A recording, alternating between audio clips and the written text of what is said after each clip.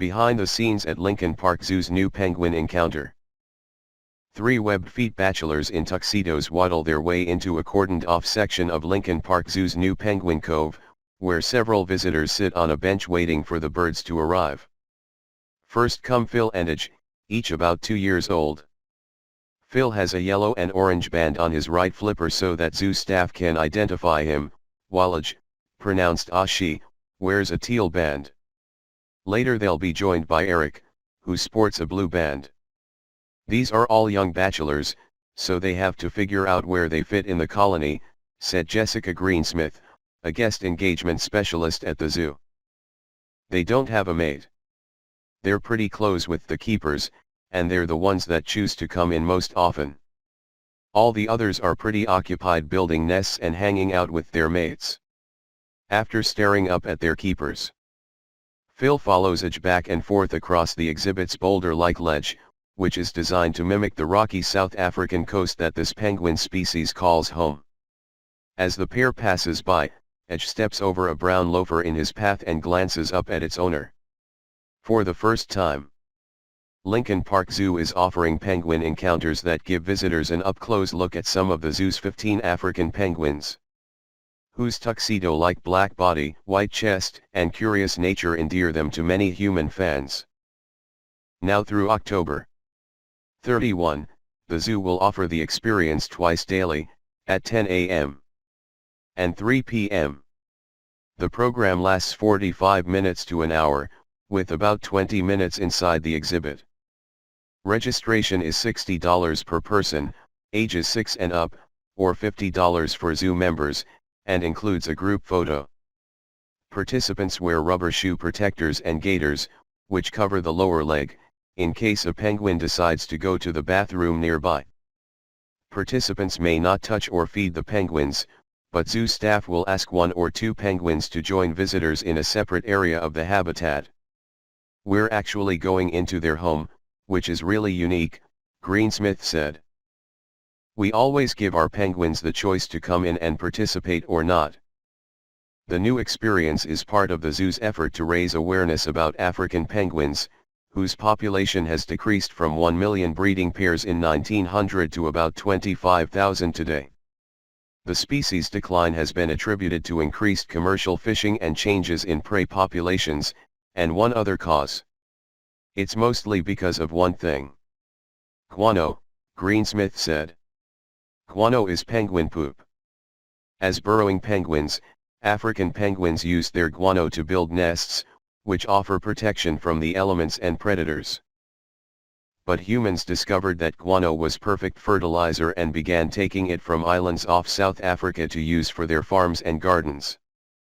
Eventually, they took all of it. The penguins had nothing left to burrow into, Greensmith said. They were left exposed to the elements and to predators, and their population declined significantly. The zoo's colony of 15 penguins, all of whom were bred in captivity, arrived last October. They are the first African penguins to live at Lincoln Park Zoo, which is hosting them as part of an international effort to sustain the troubled species. During the penguin encounter, visitors observe several facets of penguin life while learning that the birds have personalities as unique as the pattern of black feathers on their bellies. Molting. The bachelors, Phil, Edge, and Eric, have just completed their yearly molt, a 3-step process in which penguins shed their worn-out feathers to make way for new ones. African penguins have 70 to 100 feathers per square inch. Each feather is attached to a muscle, allowing the penguins to control their feathers based on their needs. They can hold their feathers away from their body to trap heat, to trap air, and that creates an insulating layer if it's cold, Greensmith said. Or they can shake out that air and cool themselves down. Preening. Eric, one of the 2-year-old bachelors, is constantly concerned about his looks. Even if they don't have their bands on them, we'd know this is Eric because all he does is preen, said Larry O'Connor, an animal keeper who works with the penguins. Preening is the process by which penguins clean, rearrange and oil their feathers, which, like molting, must be done every year.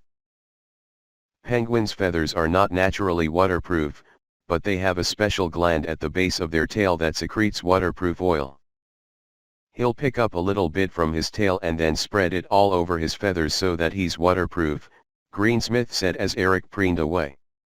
And the cool thing that these penguins do is that they'll preen each other. There are certain spots on his back and on his neck that he can't reach, and so the other penguins will help him out. Playing. In addition to being bachelors, Eric, Edge, and Phil have another thing in common. They love the spotlight. The three penguins are most eager to meet visitors during penguin encounters, and they frequently make themselves visible to guests on the outside of the exhibit.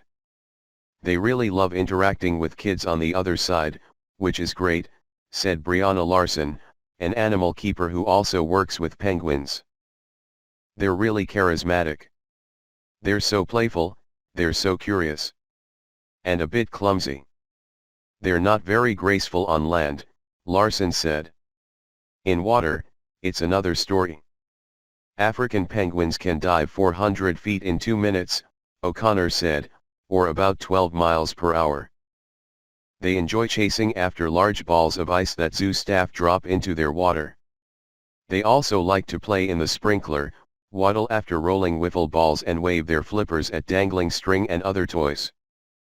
Phil is very active but he's extremely jealous, O'Connor said. He really wants to be out here. Eric, the king of preening, also likes the attention. But he needs his beauty rest, even if it happens while visitors are there. Sometimes he just comes out here and falls asleep, O'Connor said. Mating. Preston, the colony's dominant penguin, stands on a ledge and cranes his neck upward as he lets out a noise that sounds like a donkey.